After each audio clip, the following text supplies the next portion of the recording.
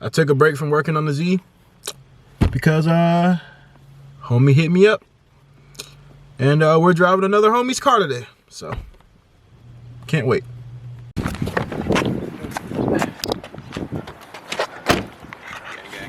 What's up, bro? What up, man?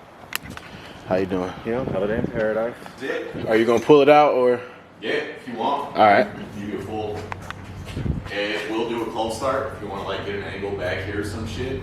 Because I haven't fired up in a hot minute. As you can also see, I got some weight reduction in for today.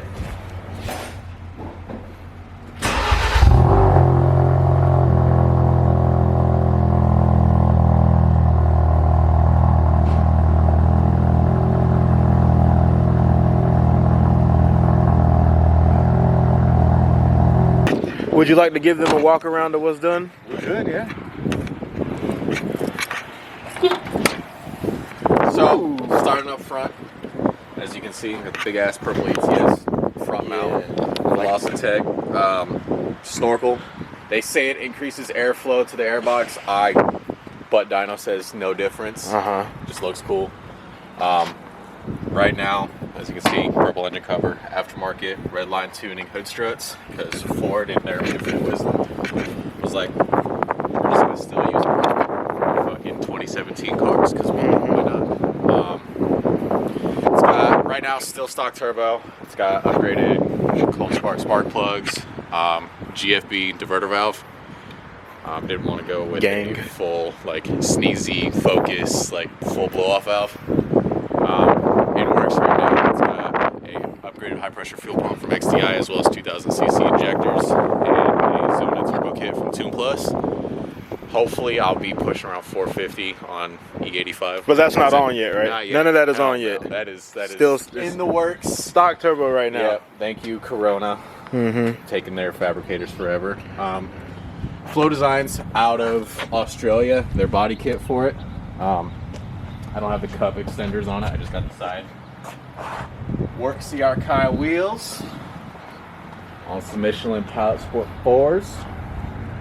Fortune 500 coilovers. Dropped a little bit.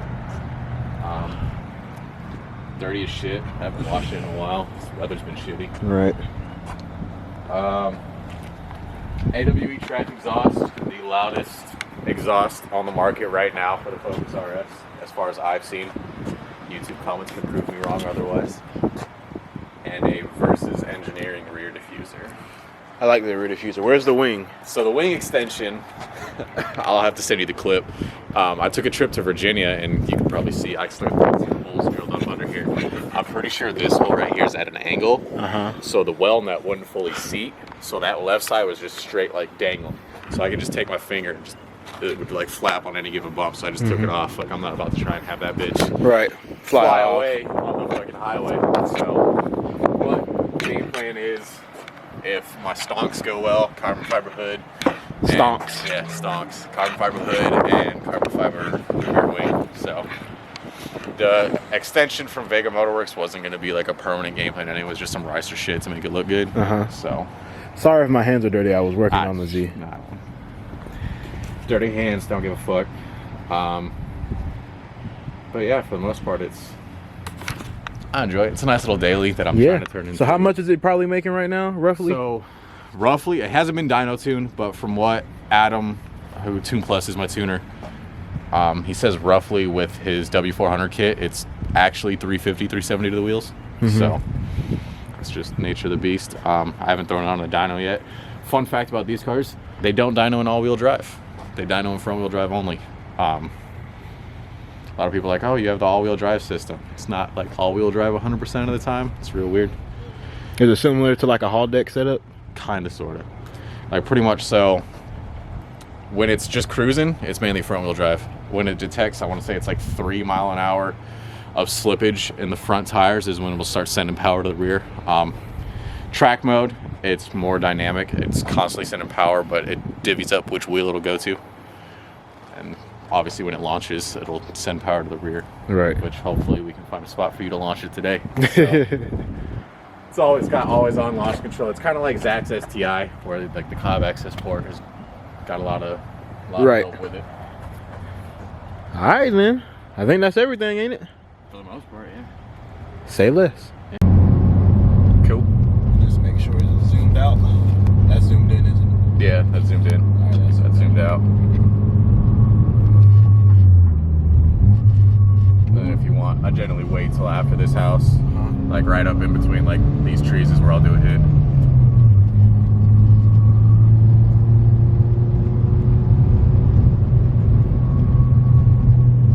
Yeah, as long as no one's behind us, go ahead.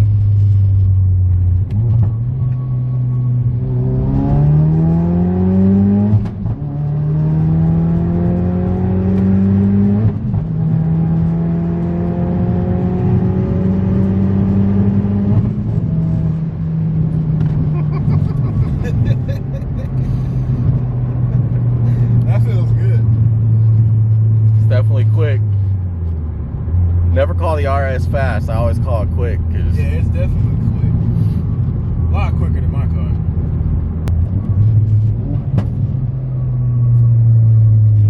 I will say the pops are a little more aggressive now that, you know, that whole Right. thing is gone. There's nothing back there. Yeah. So that's just for today. Is that your intake making a noise? That whistle? Yeah. That's, yeah. So, Kind of sounds like a UFO. yeah. So that's part of the problem. So with the sound suppression chamber on the turbo, the moment you make any changes to like the intake, it'll start making that whistle noise. And Cobb has like a expansion quote unquote tank, so it stops the whistling. But like with that Zona turbo kit that I got coming, I honestly didn't even think I'd be getting the Zona turbo kit until I saw Raymond go do his shit. Postman. And you were like, fuck it. And I was like, fuck it, I gotta go make some power. Also, you can try a launch control hit here too if you really want. Right or left? Go left. Right here? Yeah, fuck it. It's ain't my neighborhood. Yeah, clutch in, first gear, and then just mash on it.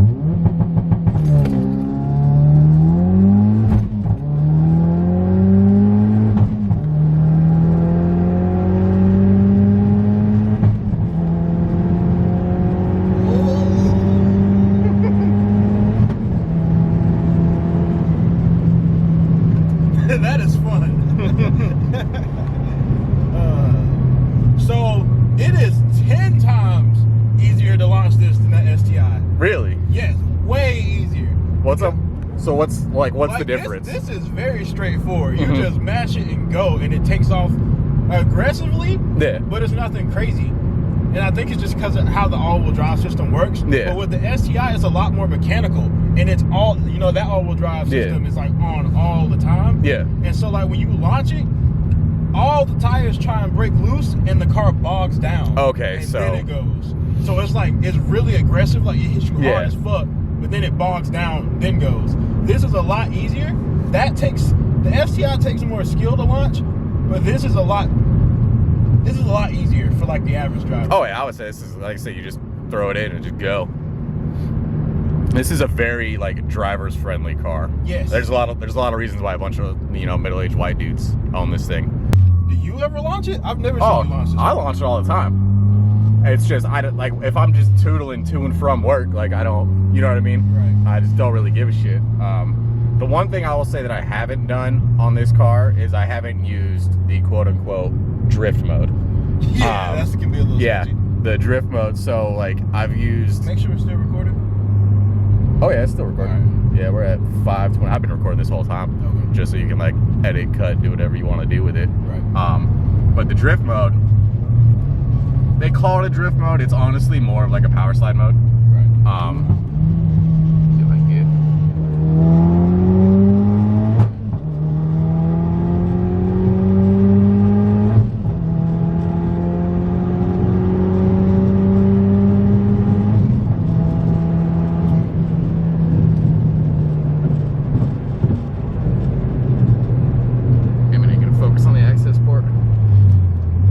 Funky numbers. I think we hit whatever. I think it says 414 was the max torque. That's how these cars are torque vector, or they go based off their torque targeting.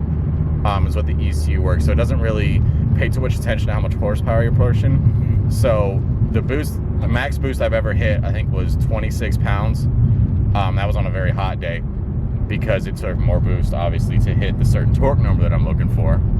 On cold days, I'll push like 22 pounds of boost, and it'll be just fine. Like, it'll still put out the same power. What the fuck? That was a lot of chrome. A lot of chrome. Can I launch it again? Hell yeah, man. All right. All right, you ready? Yep.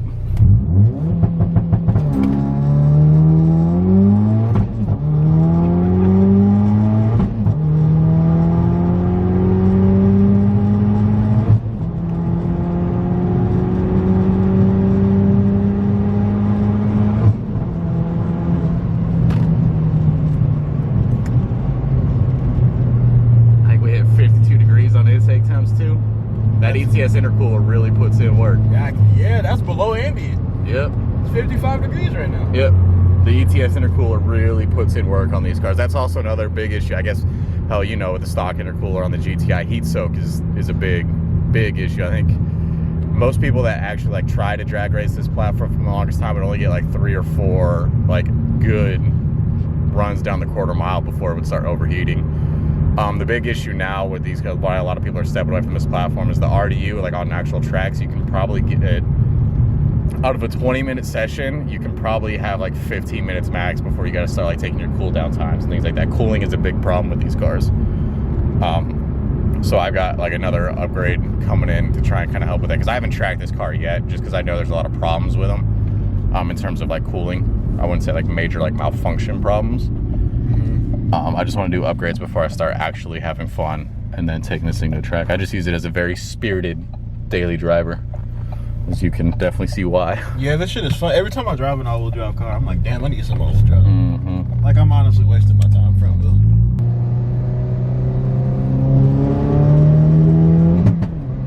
Probably just scared the shit out of that old woman checking her mail. But I really like this car.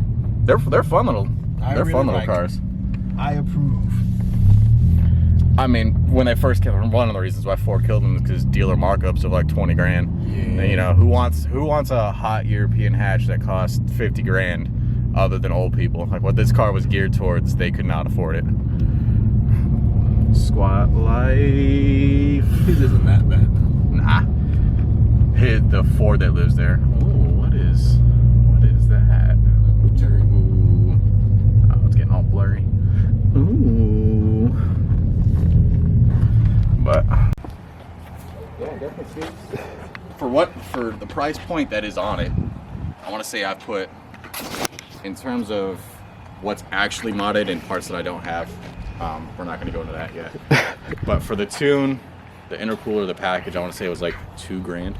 So like, that thing moves for not a lot of money invested. Yeah. So it's got, like I said, upgraded intercooler, wastegate actuator, tune from Tune Plus. It's a 93 tune, so nothing too spicy. You could go E85 now, right? You waiting on injectors? Yeah, I can do E30 on stock fuel system just fine. But with the injectors and the high pressure fuel pump, we'll be going for like an E50. Because until I want to go for the 700 horsepower number, which I don't plan on doing, is when E85 really benefits these cars. Because there's no real difference between the turbos E50. just don't flow enough air to make a difference. I got so you. E50 to E85, the turbo's just not. It's not really efficient. But yeah, there's plans for it once I decide to break it. Well, I appreciate it. Yeah, man. Can't wait to see it. What you about to